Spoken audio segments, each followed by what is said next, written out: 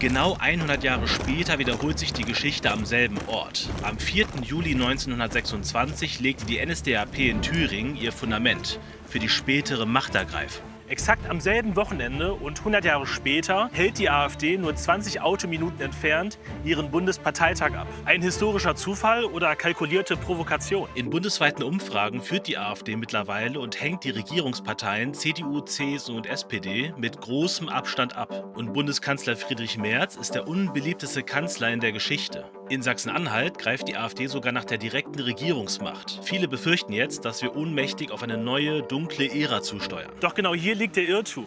Wir sind nicht machtlos. Denn pünktlich zu diesem historischen Datum liegt ein wegweisendes Gutachten über die AfD vor, das über 3 Millionen Datenpunkte untersucht hat und alles verändert. Die AfD ist verfassungswidrig im Sinne des Artikel 21 Absatz 2 des Grundgesetzes. Dieses Gutachten belegt glasklar, dass die Pläne der Partei unsere Verfassung im Kern angreifen.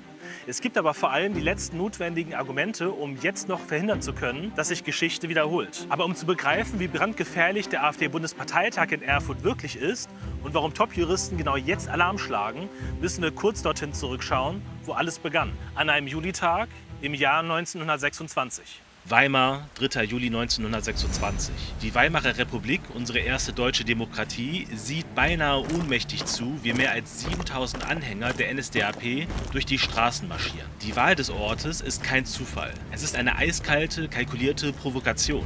Weimar ist nicht nur die Stadt von Goethe und Schiller, sondern der Gründungsort der demokratischen Verfassung von 1919, in dem Adolf Hitler seine Anhänger ausgerechnet in das Deutsche Nationaltheater führt, dorthin, wo die Republik aus der Taufe gehoben wurde, zelebriert er die bewusste Entweihung der Demokratie. Der spätere Gauleiter Arthur Dinter brüllt die Kampfansage auf dem Marktplatz unverhohlen in die Menge. An der Stelle, wo Ebert saß, sitzt und steht heute Adolf Hitler. Aber warum ausgerechnet Thüringen? Weil dieses Bundesland eine historisch fatale Ausnahme in der Abwehr des Rechtsextremismus bildete. Bürgerlich-konservative Minderheitsregierungen duldeten die radikalen Rechten in der irrigen Annahme, man könne sie parlamentarisch zähmen oder für die eigene Machtsicherung einspannen. Ein tödlicher Irrtum. Die Nationalsozialisten nutzten genau diesen Schwachpunkt der bürgerlichen Mitte gnadenlos aus. Sie machten Thüringen zu ihrem Schutz- und Trutzgau. Ein politisches Laboratorium, das als direktes Sprungbrett in die Diktatur diente. An diesem Juliwochenende wurde nicht nur einfach diskutiert. Hier legte man das operative Fundament für die Abschaffung der Republik und die spätere Machtergreifung. Die Hitlerjugend wurde offiziell gegründet, um den Nachwuchs totalitär zu formen. Josef Goebbels wurde zum Gauleiter ernannt, was den Startschuss für die aggressive und gewalttätige Expansion der Partei in die Hauptstadt Berlin gab. Der Hitlergruß wurde auf diesem Parteitag zum ersten Mal in großer öffentlicher Breitenwirkung inszeniert. Und auf den Straßen dominierten die Schlägertrupps von SA und SS, die Andersdenkende an den Rand drängten und offene physische Gewalt ausübten. Es war eine öffentliche Verschwörung zum Zwecke eines Staatsstreichs. So klar erkannte es der damalige Zeitzeuge und Diplomat Harry Graf Kessler, der das Treiben entsetzt protokollierte. Doch sein Cassandra-Ruf verhallte. Die große überregionale Presse blickte weg, tat die NSDAP als bayerisches Regionalphänomen ab und unterschätzte die zenitbreite politische Kraft völlig. Genau dieses kollektive Wegsehen im Jahr 1926 macht die aktuellen Ereignisse so brisant. Denn exakt 100 Jahre später, am 4. und 5. Juli 2026, nutzt die AfD genau denselben historischen Resonanzraum für eine neue geschichtspolitische Provokation in Erfurt. Nur 20 Autominuten entfernt von Weimar. Wieder Thüringen. Und wieder der Versuch, die Schwäche der Mitte auszunutzen. Denn der heutige Bundeskanzler Friedrich Merz ist der unbeliebteste Kanzler in der bundesdeutschen Geschichte. Harte Kürzungen im Sozialstaat und der Abbau von Arbeitnehmerrechten lassen Raum für Unzufriedenheit. Die Konsequenzen des verharmlosten Wochenendes von 1926 waren katastrophal. Nur 7 Jahre später war die erste deutsche Demokratie tot, zerschlagen. Mit ihren eigenen Mitteln. Wie konnte das damals so erschreckend leicht passieren? Wie konnte eine moderne, gebildete Gesellschaft sehenden Auges in die totale Diktatur marschieren, ohne dass das System auch nur im Ansatz die Notbremse zog? Die erste deutsche Republik war radikal wertneutral und genau das wurde ihr zum Verhängnis. Es gab keine 5% Sperrklausel, die das Parlament vor der Lähmung durch radikale Splittergruppen schützte. Und was noch viel fataler war, die Verfassung hatte kein Instrument, um antidemokratische, verfassungsfeindliche Parteien zu verbieten. Propagandaminister Josef Goebbels spottete später offen über diese Naivität mit den Worten: Wir gehen in den Reichstag hinein, um uns im Waffenarsenal der Demokratie mit deren eigenen Waffen zu versorgen. Wir werden Reichstagsabgeordnete, um die Weimarer Gesinnung mit ihrer eigenen Unterstützung lahmzulegen. Wenn die Demokratie so dumm ist, uns für diesen Bärendienst Freikarten und Diäten zu geben, so ist das ihre eigene Sache. Die Weimarer Republik war eine wehrlose Demokratie. Sie starb, weil sie ihren Feinden die Waffen selbst geliefert hat. Als die Mütter und Väter des Grundgesetzes im Jahr 1948 zusammenkamen, saßen ihnen die Geister des Nationalsozialismus direkt im Nacken. Sie hatten die rauchenden Trümmer des Landes vor Augen und ein unerschütterliches Ziel im Herzen. Nie wieder. Nie wieder sollte sich diese Geschichte auf deutschem Boden wiederholen. Genau aus dieser historischen Lektion heraus schufen sie ein weltweit einzigartiges Konzept: die wehrhafte Demokratie. Eine Demokratie, die nicht mehr tatenlos zusieht, wie sie von innen heraus demontiert wird. Eine Demokratie, die Zähne hat. Und die schärfste, mächtigste Waffe in diesem verfassungsrechtlichen Arsenal ist Artikel 21 Absatz 2 des Grundgesetzes. Der Artikel 21 unseres Grundgesetzes sollte zeigen, dass aus der Geschichte der Weimarer Republik gelernt wurde. Er besagt klipp und klar, dass Parteien, die nach ihren Zielen oder nach dem Verhalten ihrer Anhänger darauf ausgehen, die freiheitliche demokratische Grundordnung zu beeinträchtigen oder zu beseitigen, verfassungswidrig sind. Ein Parteiverbot ist allerdings das schärfste Schwert unseres Rechtsstaats. Und das Bundesverfassungsgericht legt die Hürden dafür extrem hoch. Und das ist auch richtig so, auch wenn wir es uns im Einzelfall anders wünschen würden. Die NPD wurde beispielsweise als verfassungswidrig erklärt, aber nicht verboten. Dies zeigt die Komplexität des Verbotsverfahrens. Und wieso die NPD nicht verboten wurde, erkläre ich gleich noch. Bei einem möglichen Verbot der AfD hieß es in der politischen Debatte fast immer, die Beweise reichen nicht aus. Ein Verfahren ist viel zu riskant und die Ungewissheit lähmte unsere wehrhafte Demokratie. Doch genau zum richtigen Zeitpunkt belebt ein wegweisendes Gutachten der Gesellschaft für Freiheitsrechte die politische Debatte.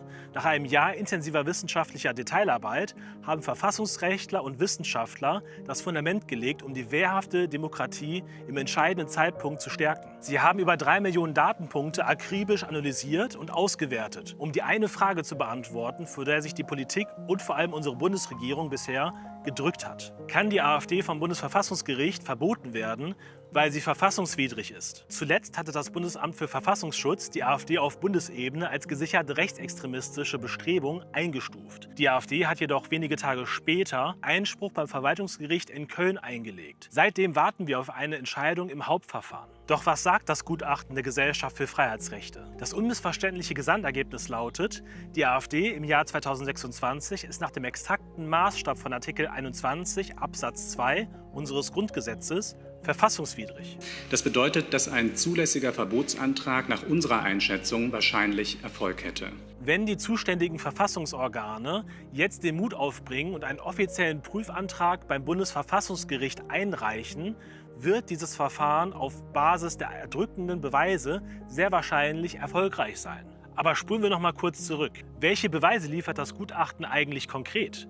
Wie erklären Verfassungsrechtler und Wissenschaftler die AfD zu einer verfassungswidrigen Partei? Beginnen wir mit dem ersten und wichtigsten Fundament unserer Verfassung, der absoluten Menschenwürdegarantie aus Artikel 1 unseres Grundgesetzes. Die Menschenwürde verbietet es dem Staat ganz strikt, Menschen einen rechtlich abgewerteten Status zuzuweisen oder sie demütigend ungleich zu behandeln. Die unverletzlichen und unveräußerlichen Menschenrechte bilden die Grundlage jeder menschlichen Gemeinschaft. Laut dem Gutachten zielen die von der AfD geforderten Maßnahmen auf die Errichtung einer rechtlich abgestuften Mehrklassengesellschaft ab.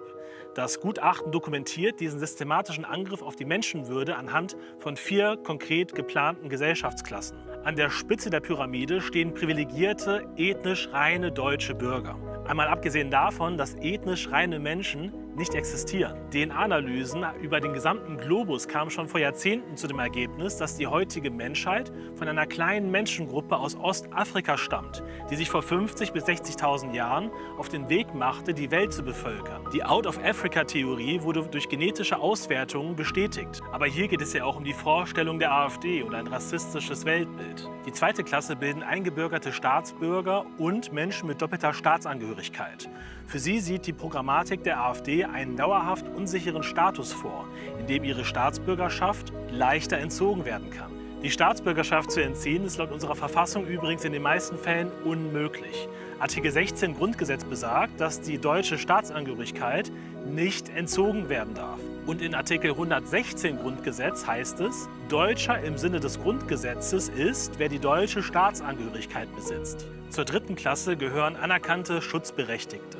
Ihnen soll systematisch das gesicherte Existenzminimum verwehrt werden. Die 4. Klasse und damit ganz unten stehen geduldete Personen. Diese sollen vollständig von der grundlegenden Gesundheitsversorgung ausgeschlossen werden.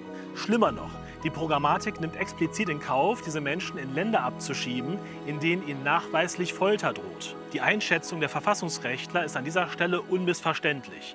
Wer Rechte systematisch anhand von Herkunft und Abstammung entzieht, bricht die elementare Rechtsgleichheit und greift die Menschenwürde im Kern an. Wenn man eine Gesellschaft in Klassen einteilen will, hat man ein fundamentales Problem: die Opposition.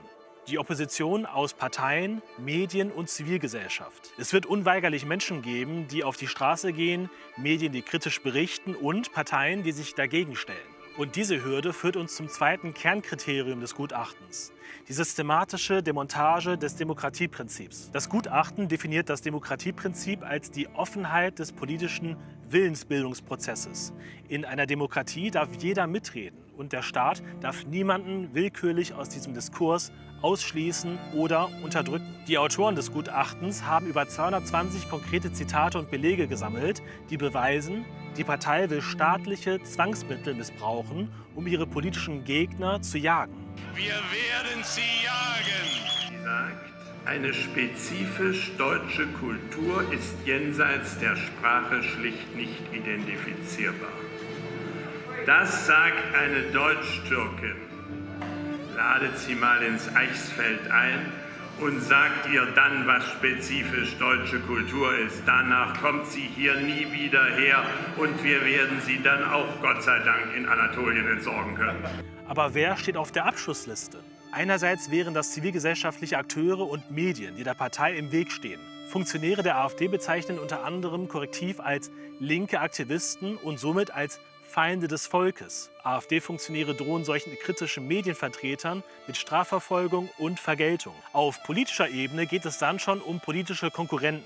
Das Gutachten belegt, dass die AfD all ihren politischen Gegnern mit strafrechtlicher Verfolgung droht. Hier geht es nicht mehr um harten politischen Schlagabtausch. Es wird klar und deutlich ausgesprochen, den demokratischen Wettbewerb und den Pluralismus im Kern zu vernichten. Wenn eine Partei den Staatsapparat nutzen will, um Andersdenkende und Oppositionelle ins Gefängnis zu bringen oder mundtot zu machen, um sie endgültig aus dem politischen Diskurs zu verdrängen, dann ist das Demokratieprinzip tot. Der Angriff auf die absolute Menschenwürde und das Demokratieprinzip macht die AfD laut Gutachten zu einer verfassungsfeindlichen Partei. Aber es gibt noch ein Kriterium, das erfüllt sein muss. Und das letzte Mal, als eine Partei verboten werden sollte, gab es hier ein großes Problem. Rückblick ins Jahr 2017. Damals stand die rechtsextreme NPD vor dem Bundesverfassungsgericht. Die Karlsruher Richter stellten zwar unmissverständlich fest, dass die Ziele der NPD rassistisch und verfassungsfeindlich sind, aber sie verboten die Partei trotzdem nicht. Der Grund dafür war das Kriterium der Potentialität. Das Gericht entschied, die NPD ist politisch viel zu klein, unbedeutend und isoliert.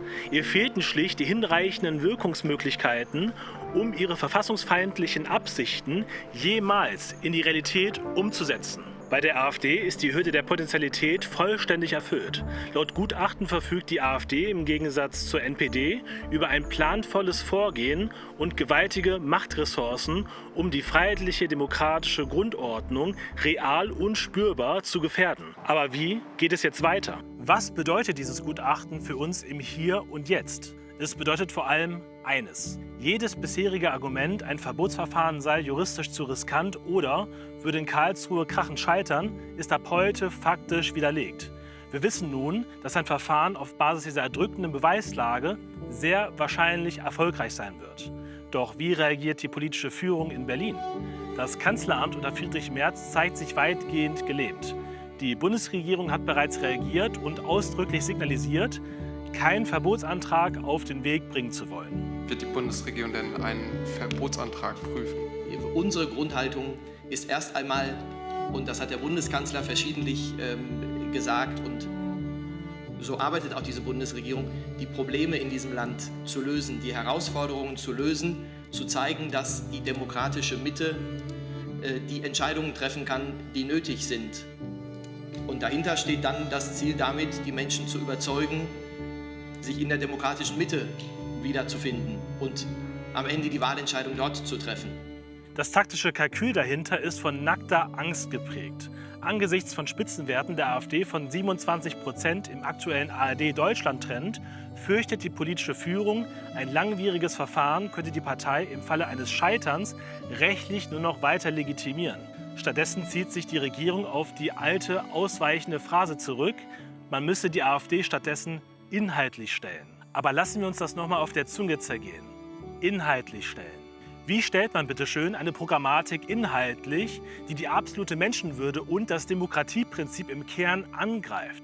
Ich meine, hier geht es nicht um Steuerkonzepte, Rentenreform oder Infrastrukturprojekte. Hier geht es um universelle, nicht verhandelbare Grundrechte. Über die Menschenwürde von Millionen von Mitbürgern gibt es absolut nichts zu diskutieren. Wer die Fundamente unserer Grundrechte einreißen will, gehört nicht auf eine politische Diskussionsbühne, sondern vor das Bundesverfassungsgericht. Wenn Berlin zögert, muss der Druck auf die Landesregierung erhöht werden, um das Verfahren über den Bundesrat ins Rollen zu bringen. Dafür gibt es bereits 2 schlagkräftige Hebel, die wir jetzt parteiübergreifend in allen Bundesländern unterstützen müssen. Das ist zum einen die bundesweite Initiative Prüf. Sie mobilisiert mit ihren Prüfdemos bereits Menschen in 13 von 16 Bundesländern. Jeden zweiten Samstag im Monat treffen sich tausende Menschen mit dem erklärten Ziel, einen offiziellen Prüfantrag über den Bundesrat zu erzwingen. 4 Bundesländer unterstützen den Antrag im Bundesrat bereits offiziell. Das sind 14 der notwendigen 35 Stimmen für eine Mehrheit im Bundesrat. Und wie unglaublich dieser Druck von unten sein kann, beweist der NRW-Appell von AfD-Verbot jetzt. Getragen von einem Kernteam und über 130 lokalen Gruppen ist AfD-Verbot jetzt NRW-Appell die derzeit größte zivilgesellschaftliche Bewegung gegen rechts im ganzen Land. Über 120.000 Menschen haben diesen Appell mit ihrer Unterschrift unterstützt. Und das Ergebnis wurde feierlich an Ministerpräsident Hendrik Wüst und die stellvertretende Ministerpräsidentin Mona Neubauer übergeben. Die offizielle Sammlungsphase endet am 4. Juli. Exakt an dem geschichtsträchtigen Wochenende des Erfurter Bundesparteitags der AfD. Ein Verbot bekämpft die akute Gefahr, aber es löst nicht die strukturellen Probleme. Denn Menschen wählen keine Menschenfeinde, wenn sie ein gutes und sicheres Leben haben. Meine These lautet, die AfD ist das brutale Symptom einer massiven sozialen Ungleichheit in unserem Land. Die Ungleichheit der Vermögen und Einkommen ist so hoch wie seit über 100 Jahren nicht mehr. Interessant, wie uns diese Zahl heute begleitet, oder? Politify heißt, politisiere dich. Und das bedeutet, Ursachen zu bekämpfen und nicht nur Symptome. Wenn dir meine unabhängige Arbeit gefällt und du noch viele weitere Videos von mir sehen willst, dann unterstütze den Kanal jetzt mit einer Mitgliedschaft oder einem kostenlosen Abo. Und wenn du jetzt verstehen willst, woher die historische Ungleichheit wirklich herkommt, dann klick jetzt auf dieses Video hier. Denn hier habe ich mit euch untersucht, ob Thomas Piketty wirklich den Code der Ungleichheit geknackt hat. Wir sehen uns dort.